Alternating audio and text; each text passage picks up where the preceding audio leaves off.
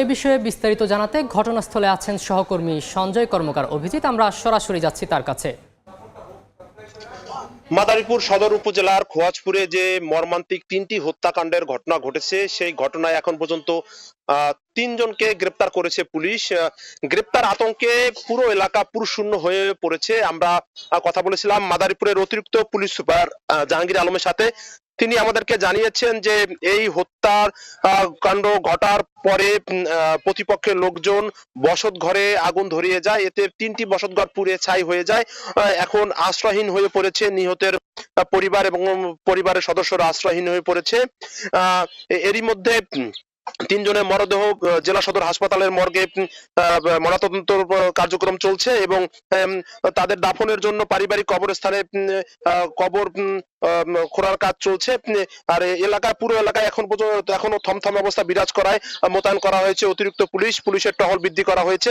এছাড়া যেহেতু এই ঘটনায় ৪৯ জনকে আসামি করে নিহত সাইফুল সর্দারের মা সুফিয়া বেগম বাদী হয়ে মামলা করেছেন, সেই মামলার যে আসামি রয়েছে সেই আসামিদের ধরতে পুলিশ, সেনাবাহিনী সহ র্যাব সহ আইন শৃঙ্খলা বাহিনীর সদস্যরা রয়েছেন। তারা অভিযান চালাচ্ছেন এবং এর যে ঘটনার মূল হোতা তাদের ধরার ব্যাপারে তারা তৎপরতা চালানো হচ্ছে আইন শৃঙ্খলা বাহিনীর পক্ষ থেকে। এই খোয়াজপুর এলাকার শাহজাহান খান, স্থানীয় যে শাহজাহান খান রয়েছেন, তার সাথে একই এলাকার ইউনিয়ন স্বেচ্ছাসেবক লীগের সাংগঠনিক সম্পাদক সাইফুল সর্দারের ডেজার ব্যবসার জেরে কিন্তু এই হত্যাকাণ্ডের ঘটনা ঘটে। অর্থাৎ সাইফুলকে একা পেয়ে শাহজাহান খানের লোকজন তার উপর অতর্কিত হামলা চালায়। প্রাণে বাঁচতে সাইফুল পাশের সর্দার বাড়ি জামে মসজিদের ভিতরে ঢুকে যায়। পরবর্তীতে সাইফুলের পরিবারের লোকজন এগিয়ে আসলে ঘটনাস্থলে সাইফুলের বড় ভাই আতাউর এবং সাইফুলকে কুপিয়ে হত্যা করা হয় এবং এই ঘটনায় আরো বেশ কয়েকজন আহত হয়েছে। তাদের মধ্যে ঢাকা মেডিকেলে চিকিৎসাধীন অবস্থায় মারা যায় পলাশ সর্দার নামে সাইফুলের চাচাতো ভাই।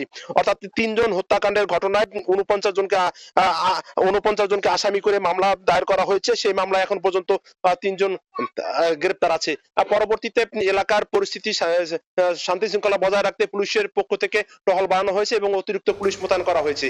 তো এই ছিল আমার কাছে মাদারীপুর সদর উপজেলার খোয়াজপুরে যে ৩ ভাই হত্যাকাণ্ডের ঘটনার সবশেষ তথ্য। সরাসরি যুক্ত ছিলাম মাদারীপুরে।